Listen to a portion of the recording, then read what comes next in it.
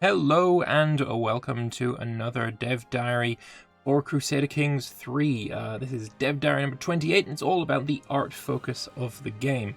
And yeah, I can say for sure right now that this one's going to make Father Loris very happy. And if you want to hear his reaction to it, then tonight at 10:30 my time, 8:30 British time, the podcast No CB Cast will be live. So go check that out, because we're going to go through these dev diaries there as well. But let us get on with the dev diary. I know I'm a day late with this one, but yeah, I got busy last night, so let's move straight into it. Hello, my name is Joachim, art lead on Crusader Kings 3. I'm posting here a dev diary written by Pontus, art director on Crusader Kings 3, currently on paternity leave. Well, congratulations to Pontus. Our artist will reply to your questions and comments on our forums. So, hey, let's talk about the art of Crusader Kings 3. My name is Pontus, art director on CK3. I've written this diary together with the art team, and if you promise to tell everyone this is the best diary so far, there will be some sweet wallpapers at the end of it. Well, okay, it is now the best. Certainly, you've seen a lot of the art already in various states of completion with all our diaries and previews. Let's start by talking about the way we've approached creating the graphics for the game. Starting point for the art direction is, as it should be, the game design. If you recall Dev Diary 0, Henrik Forhu's vision of the game has a big focus on characters and storytelling, as well as approachability and player freedom. Reinforcing that through the art has always been the main goal. To keep ourselves on track, 3 key pillars guide the art department on CK3. A role-playing experience. This pillar is represented by our goal to give life to the characters and their unfolding stories. An example of this would be the characters' portraits. We do not want them small and static. They're now front and center and show off their standing or lack thereof through clothing, as well as show how they feel about what is happening to them through body language. And again, I think they should show these images as GIFs, because right from the very start, the earliest dev diaries we had of CK3, I've said the characters look okay, but they look weird. There's something off about them, and that's because they're moving. I didn't want them to move too much, because then it would be very Sims-like, and I don't think that really suits the style of the game. But having seen these portraits in action now through the gameplay teasers that we saw from the likes of IGN, GameSpot, Rock Paper Shotgun, and etc., they do look good. They do look good. So they may look really awkward and strange when still like this, but in practice, I do now think it does work. So there's my, I wouldn't say opinion changed. It was a worry averted, maybe. But yeah, this guy looks pretty menacing. All right, let's moving on. Ooh, you is that the same guy?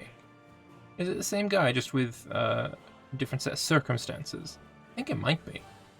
This guy's been beaten up and bruised, and maybe he's now a prisoner of someone else. That's pretty cool. It's a medieval game. We made a great effort to keep a good level of historical accuracy in our designs. Our illustrations and icons are made to reflect the time period, just like the 3D art that populate the map. Of course, sometimes we had to try and find a good game compromises in designs that would work for the entire time span of the game. Where possible, we based clothes on reconstructed sewing patterns from extant medieval clothing. For example, we recreated the coronation tunic of Roger II of Sicily, a well-preserved garment from the 1130s that was actually made sometime after the coronation.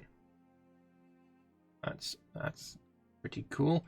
I also will say that I'm glad they have changed the coloration on these satin clothes. Before, they looked like colored bin bags because they were just far too shiny. But it does seem they've toned that down a lot, which I think is definitely good. It was just too shiny before, and now this is okay shine. This is an acceptable amount of reflective subsurface scatteriness. Just throwing out words there that mean nothing. Whatever. Another example would be loading screens with some really well-painted sunflowers, but these did not exist in Europe until the 16th century, which was spotted in time thanks to our beta testers, so we sent it back to get the flowers repainted. I had no idea that sunflowers were not in Europe until 16th century. Not a clue. A rough world. Crusader Kings is not a game for all ages. You live dangerously and people do terrible, terrible things to each other. This is reflected in the more somber palette and overall mood of the game. Now let's talk about the different types of art you'll have fun with in CK3. So first off, we've got characters. Very excited about our new character portraits and what we can do with them visually. They're varied and lots of, well, character. Every day there's a screenshot shared in the dev chat featuring someone they've encountered in game, and we usually agree, yes, that person wears that better than most, or indeed he just looks like the poster boy for the deviant trait. For me, the real test of the characters is if they make you feel, and it is satisfying to throw especially smug-looking rivals into your dungeon. You might feel a little sorry for some harmless-looking characters before you plot to have someone deliver poisonous snakes upon them. Very nice. Yeah, having the feeling for the characters and like having them be more than just lines of code with some art involved, that's important. Like, I play Crusader Kings to roleplay, and if I can make a connection to a character just by looking at them, then that's a real big step forward, because the character portraits in CK2 were just a bit eh. Just a bit eh. Never really felt that connection to them, you know? I really want to stress the fantastic work our lead character artist Niels Wadensten and the character team have done in bringing this new generation of portraits to our games, alongside our engine team. In fact, he'll go into the character portraits a little more in a future diary. Hopefully he won't show the first iterations of the wounds and diseases. Some were a little bit too much for a lot of people. I hope he does show that now. It might be too much, but it'll be cool to see like the difference between like what it was and what it is. For now, I'll leave you with a sneak peek of concept art and the final piece of clothing as how it appears in the game. So a little bit of concept art and then the final piece. That's pretty cool. I like it. I also really like these concept arts. Those are fantastic. I hope there's an art book, like there was for Imperator. Another one here. That's interesting. I will say it's an interesting choice to do the concept art is as a definitively white person for whoever this chappie tends to be. It's a strange choice, but okay. Animation. Making the characters move was quite a challenge, since the movements need to be very discreet and not call too much attention to themselves, as that could become a distraction from the gameplay. Yes. Now that's exactly what my worry was. I wanted it to be, you know, not Sims-like, not over-exaggerated bullshit, but the characters from what we've seen, they just move very subtly, and I think that's definitely a good thing. The posing and idle animations are there to help the immersion and storytelling. Keeping the rough world pillar in mind, they should not be silly and slapstick. While CK has some wonderful dark humour, we play it straight. I do think the look on a character's face when he realizes they're locked up together with a cannibal is appropriately shocked, though. Now that's cool that they can actually realize that this is a thing. The characters are reacting to other characters in the dungeon. Like, that's awesome. Generally, the characters have a pose that reflects their personality or the situation they're in. So we've got Duke Odo, who I guess is a little bit sneaky, perhaps. Tibaldo is maybe a pious chappie. Chancellor, she's reading papers, it's fine. Steward, got a coin purse, makes sense. The Marshal is like holding his sword, I like that one a lot. Spymaster fingering a dagger, perfect. That definitely looks like a Spymaster should. Oh, hang on, we've got these guys are moving as well. Yeah, and you can see it's very, very subtle. It's very subtle. And that's perfect. That's exactly what I wanted. These should be subtle. Like, they shouldn't be like moving around all, you know, slapstick kind of silly like The Sims. But yeah, I'm happy with this. I'm definitely happy with this. Lovely. So, we've now got this one, Wedding Celebration. We can see what they look like when they're, you know, getting married. just holding a pose and breathing. Like, that's fine. And they look a lot better in motion than they do when you just randomly pause it at any point. Like, that looks weird. It doesn't look like a portrait. It looks more like, you know, something frozen in time, which I guess it totally is. But when he's moving, although he looks a little bit very interested in what he's looking at, I definitely think she looks better. I think the reflections on the hair are a little bit too fine, so you're getting the effects of not having anti-aliasing on. But yeah, she looks great. Looks a bit weird, but that's fine.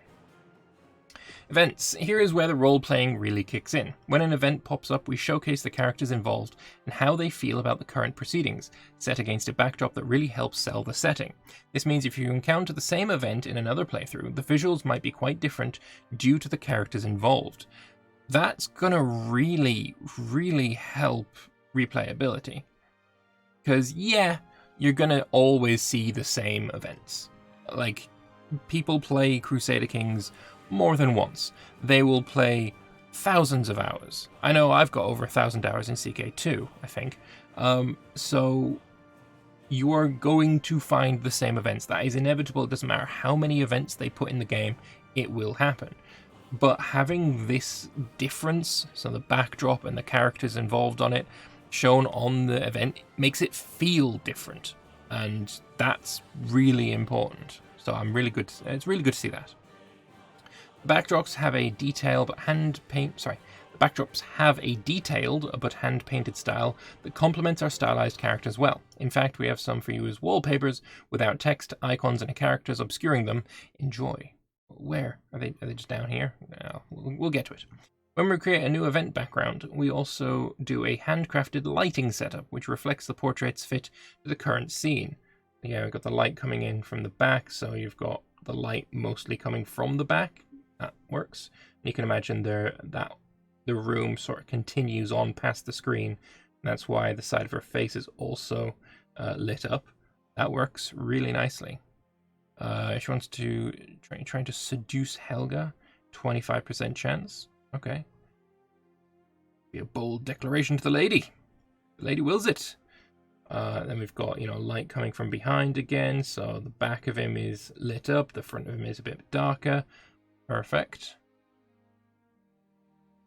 Same thing again, although the light's now on the left-hand side. So that's looking good. Sort of outside, so light's kind of all around him. So yeah, he just looks pretty well lit up. Mostly coming from the top. You can imagine the sun is somewhere up in this direction. Coming down. Yeah, makes sense. I like the lighting. The lighting looks good. Illustrations. Beside the events, there's plenty of illustrations in CK3. For the loading screens, we wanted someone who can do images of full of mood and storytelling in a rough, painterly style. We went straight for the top and asked Craig Mullins. Fortunately, he was up for it and has provided some really exciting imagery. I don't know this fellow, but I'm definitely going to look him up. They're all, of course, showcasing aspects of the Crusader Kings experience, from Templars in battle to babies in peril. Beside the loading screens and event backgrounds, we also have cool paintings for decision categories, terrain types, holdings, army movements, legacies, heck, our personality trait icons and tenets, or small illustrations. There's a lot to discover and keep you entertained and immersed. There's a lovely hunt illustration. That looks pretty cool. I like it. It's very illustrating. Stylized. I like it. The holding illustrations make for great wallpapers as well, so we included that in our art drop. That's got to be at the bottom. Our units are really cool. We're very enthusiastic about these and really added quite a bit of detail. Let us know if you spot the nails that stick the shield handle into the shield at the back. Alright. The nails that stick to... Okay, so the handle of the shields, and you can, you know... Yeah, okay, fair enough. The unit's appearance is based on culture. We have Western European, Byzantine, Middle East, North Africa, Pagans, Indian, and Turco-Mongol.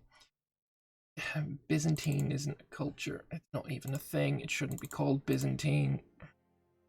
A unit has 3 visual tiers, becoming more armor-clad and sophisticated as it progresses.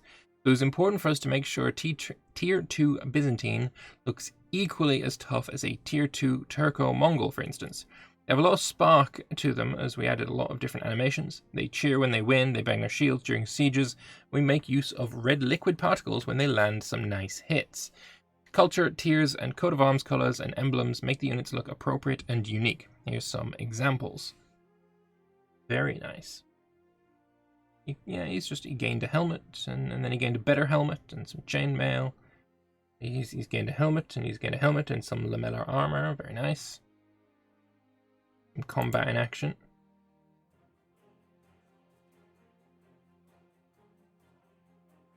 Oh, this is just a looping GIF. That's fun. Good that they timed that well. Or is it a looping GIF? I guess 14 seconds, probably not. Yeah, it isn't. Okay. But yeah, it looks pretty good. Strange that there's only one kind of looping animation and not a few. But you know what? It looks good, so I'm okay with it. Got another one here. Ooh. He's getting absolutely slashed up. How long can he survive this? Oh, very nice. The holdings were quite a challenge. They need to be a certain size based on maximum zoom level and minimum barony size. Since they're small, they need to have strong, readable shapes without looking like toys. Their appearances are influenced by the region they're found in this case Western European, Mediterranean, India, and the Middle East. Similar to units, they have visual tiers tied to the holdings' upgrade level. Temples and cities have 2 tiers, whereas castles and walls have 4 tiers. Of course, we have primitive huts as well and a big bunch of unique buildings, some easier to recreate, the pyramids, than others, Charlemagne's palace.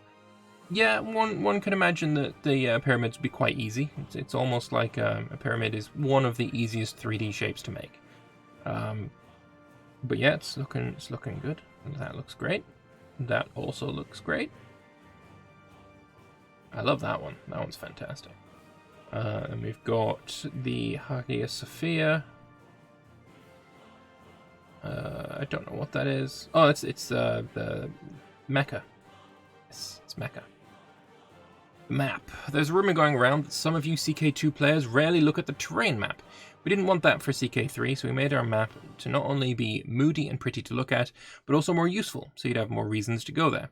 CK is information heavy, so we tried to make sure that everything on the terrain map serves a function and is easy to see. Thus, a cleaner look to make sure the icons, borders, text, and 3D models that sit on top of the land read well. At a glance, you should be able to see what terrain type a barony has without consulting another map mode. Probably forest, if I was to guess. For sure. No idea where that's supposed to be, but... Oh, actually, you know what? I think this is Sweden. This is Sweden, and this is Finland here. I'm almost certain of it. Yeah, I'm certain of it. Over here, I'm thinking this looks like northern Italy, perhaps? This would be the Po River. We'd have Venice over here, maybe? Or I might be completely off, and this might be in India. I don't actually know. I might be completely off. This might be like Bengal.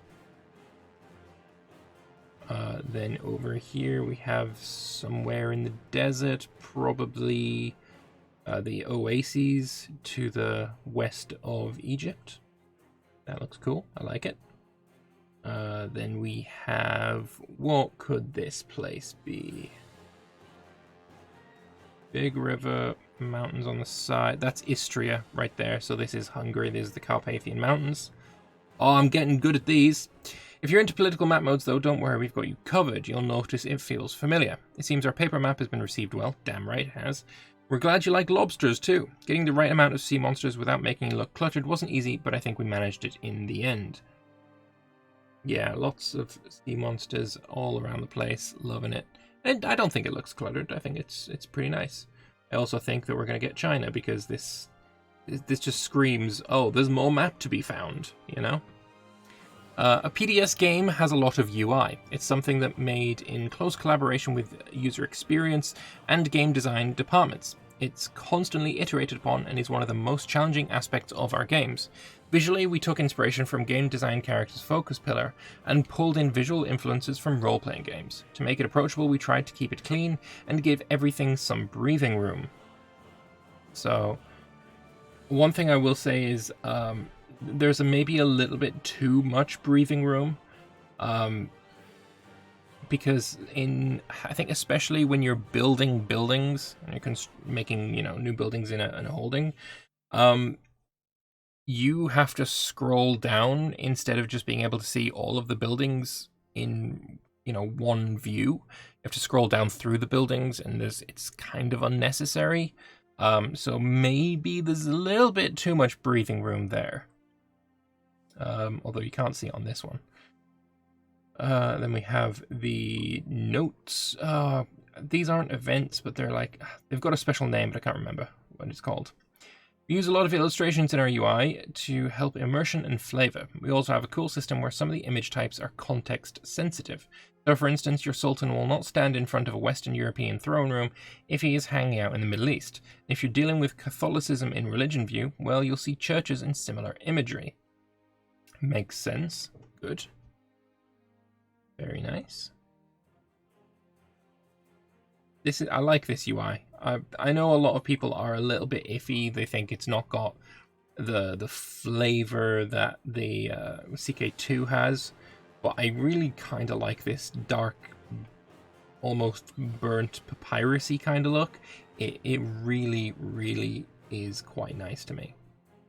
I do like it. Now, coat of arms. Heraldry is essential to the medieval immersion of Crusader Kings, and so heralds will be excited to hear that we've totally overhauled the coat of arms system. We started from scratch, poring over history books and contemporary armorials to ensure every detail is authentic. We designed accurate coat of arms for over 1,000 titles and dynasties to complement a new scriptable random system that weighs hundreds of unique elements based on culture, religion, and everything in between. We modeled minute differences across regions, so frequencies of designs and tinctures are different in Germany, France, and in Spain. The amount of possible combinations? Millions. Very nice. We achieved our primary goal of making our feudal European heraldry as accurate as possible, but we didn't stop there. We wanted to go into extra depth for all regions. For example, the Eastern hordes decorate the Great Steppe with their special Tamha emblems, while the Islamic world is fleshed out with immersive Saracenic heraldry. No more endless stars and crescents. Good. Emergent cadet houses differentiate their new arms by quartering, and yes, England's coat of arms will change if William wins the Norman invasion. Which he won't. The bastard. Here's some examples of the heraldry system in action. Firstly, how England's arms can react to gameplay, and secondly, a selection of randomly generated coat of arms from around the world. So this is when you are Harold Hardrada, then William the Bastard comes over and conquers it, and then the English put this quarter design with the French flag here to sort of like, oh look, we have a claim on your throne. That's why that got added. And when the French changed from many little fleur-de-lis to having just, I think, 3, the English flag changed in reaction to that, which is pretty funny. Personally, well, I mean, it's my channel icon. It's the profile picture. It's my channel, really. We're gonna be sticking with the white dragon on a red field. That's my jam. I like that a lot. I like a hell of a lot. I love it. It's fantastic. Yay. And then we've got some more coat of arms here. I guess these are like the Horde ones, the Tengri ones, perhaps. Got some more here. Looking fairly decent. Have you got any favorites? Obviously, my favorite's right here. But have you got any favorites? Do leave them in the comment section below. I'd be interested to know. Very nice. Lots of lovely little coat of armses. In summary, the art team has worked very hard, and it's a delight every day to see whatever new stuff is coming in. Making games is a group effort though, so we get invaluable help and feedback from the rest of the team. Code, design, QA, sound, production all contribute as well. Of course, seeing pictures in a dev diary is one thing. We can't wait for you to get your hands on the full experience. As always, your feedback will guide us as we continue to make content and improvement for CK3. And for being good sports and reaching the end of the dev diary, here's some links to some sweet wallpapers. No! Oh, wait, there they are.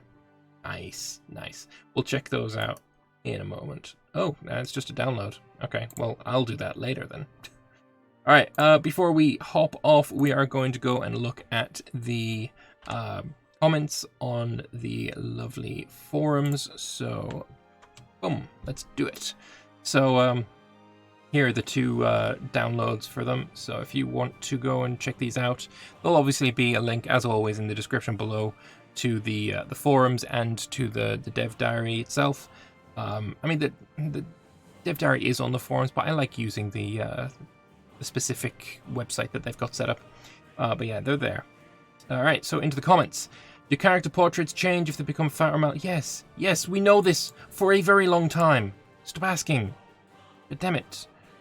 Could you tell some more about children and growing up portraits? From what I've seen, they're almost great, but for the toddlers, they seem a bit mini-me in some of the screenshots. There'll be another dev diary focusing on the portrait specifically, where I will go into details on aging and many of the features in the portrait system. Good, love it.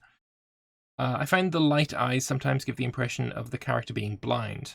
The issue is known and has been fixed. Very nice.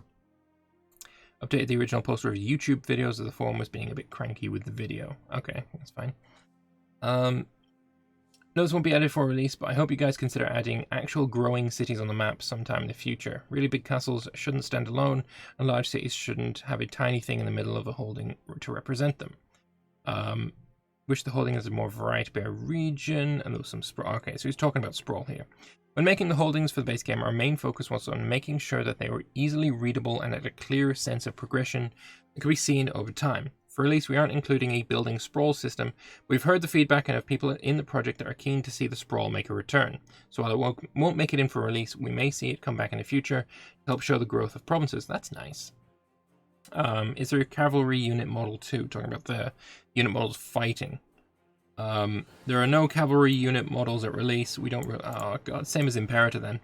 And I will definitely love to see cavalry unit models. But I also understand both sides. I am more on the side of more models, please. But I think that the reason why they don't and they only have an infantryman is that for every extra model you have on the map fighting, it like squares the number of animations you've got to do. So, for example, when you've got 2 infantrymen, you need 1 animation. If you've got infantry and cavalry, you need 1 animation for infantry versus infantry, 1 animation for cavalry versus cavalry, and 1 animation for infantry versus cavalry. You add a third, and then, you know, you've got 9 possible animations. You add a 4th, you've got etc, etc. You know where I'm going with this. So it's understandable why they've gone with only the 1, but I desperately want to see more. Just rehire your animator and your artist for a bit and get that in, please, because it'd be really nice. And yes, it would be very, very, very weird if the Mongolian hordes have infantry models fighting for them when there's no infantry in the army. It's just as weird in Imperator, and it's weird here. Just please, come on. I'm quite disappointed the unit graphics are not differentiated by unit types. Yeah. By the way, is Karlberg and Joachim the same person? Yes, because that's his name. Okay. I don't understand religious holdings for non-Christians. It represents a mosque temple. Why would it be outside the city?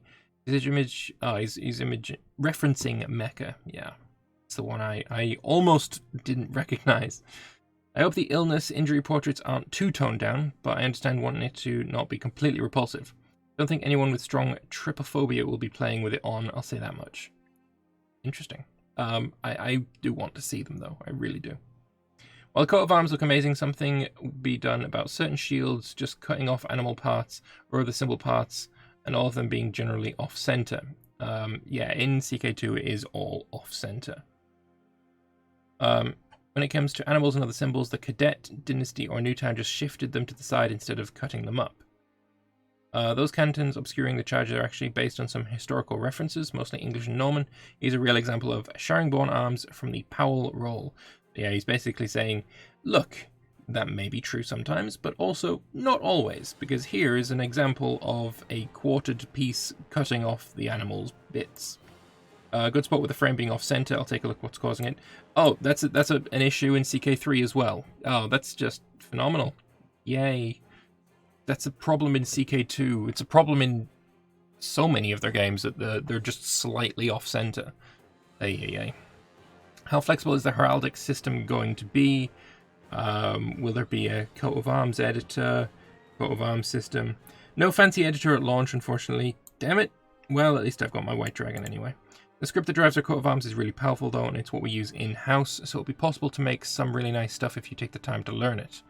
Alright, so basically mod it in for now. As Cadet Dynasties branch off, they will combine 4 miniature coat of arms in the way you described. Yep, makes sense. It's very editable. Textures are simply raw elements, line across, then we position and color them in script. Same as in Imperator then. And then he's just done a little bit of a mock-up here. 2 fleur-de-lis and a star. Very nice. Can you clarify why you have pagans listed as a culture group here? Pagans isn't the most accurate name as it's actually tied to religions. It's just a name we've used internally. It's more of a Northern European unit set and is used by cultures like Norwegian, Lithuanian, and the Finns. We'll be able to import our own art in the form of hairstyle, clothes, coat of arms, elements, icons, and buildings. Will it be Iron Man compatible? Iron Man compatibility I'm uncertain of. Probably not, because the games have become... As they're becoming more complex and they're allowing you to do more things, it's breaking Iron Man compatibility. No, actually, you know what? I'm going to take that back. It doesn't break Iron Man compatibility. You can use whatever the fuck mod you want in any the fuck game you want from Paradox, and you can use Iron Man. Stop using Iron Man to describe achievement compatible. Because it isn't. I can go and load up Mayo and Taxes, and I can play in fucking Iron Man. I can't get achievements, because it's achievement incompatible. But it fucking works with Iron Man. Stop making that mistake, fools. And also, apologies for that. It's just something that annoys me. It's like, oh, your mod isn't achievement compatible. Yes, it fucking is. They all are. Anyway, moving on. We just have some more functionality. Imperator Rome characters are more static. Yep. Coat of arms elements should be pretty easy to mod. Same with icons and map buildings. Map itself, we have the map editor for. God, I'd love that for like Total War. And it's seen a lot of improvements since Imperator Rome released. As for the Norwegian coat of arms, it may well be using the later Christian coat of arms.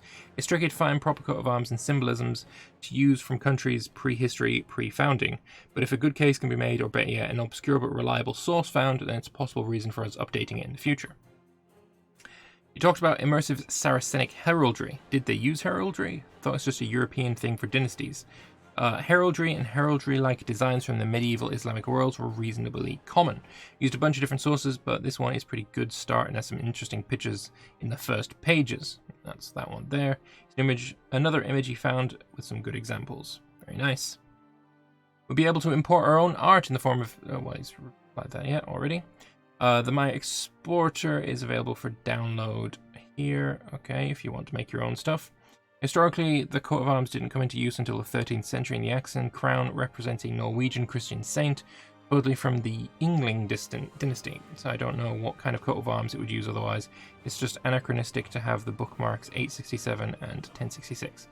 Same is true for almost every title and dynasty in the game. Heraldry, as we know it, only took off in the 1200s. The lion, axe, Norwegian arms appear in some of the earliest armorials. It's almost impossible to find anything with a reliable claim to being the symbol of a European realm before armorials like this. Hey, look, it's the Isle of Man. There's the Irish one. We've got... looks a bit like Portugal, Castile. We've got France, Papal State, Eastern Roman Empire. There's Norway, Scotland, Navarra, Denmark there. Possibly Aragon. There's England. I almost recognize this one, but I can't remember. Can't see the Finnish one either. This could be the Finnish one. I can't remember. Is the Finnish lion white or yellow. I honestly can't remember. All I know about the Finnish coat of arms is that the lion in it is stabbing itself in the head, which is pretty funny. Lastly, some time ago I asked about the subject of applying dynastic coat of arms to newly created titles so the kingdoms won't use arbitrary prefix coat of arms that may represent a different dynasty. Would it be possible to add such a function? Some cultures currently do that already, but it changes the name of the realm. For example, Seljuk or Abbasid. An interesting idea to expand to that and give players some options. I want that so much.